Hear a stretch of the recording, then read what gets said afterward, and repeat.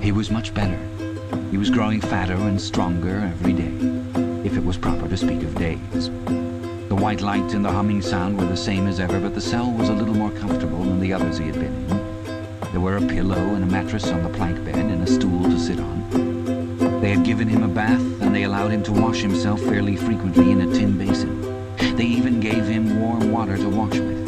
They had given him new underclothes and a clean suit of overalls. They had dressed his varicose ulcer with soothing ointment. They had pulled out the remnants of his teeth and given him a new set of dentures.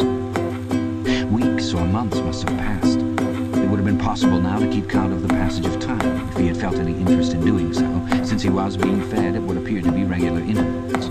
He was getting, he judged, 3 meals in the 24 hours. Sometimes he wondered dimly whether he was getting them by night or by day. The food was surprisingly good, with meat at every 3rd meal. Cut the tape together so he didn't lock her into anything. For example, he didn't reach for the model airplane in the middle of an answer. Instead, he gave his answer, then said, "At this point, I'd like to refer to the model." When she agreed, he repeated the previous answer, picking up the model at the same time. Everything he did was smooth, with no fumbling or awkwardness. Of course, Barker was experienced, not only on television, but in the courtroom. The only problem was that he didn't give her strong emotion, no shock, no outrage.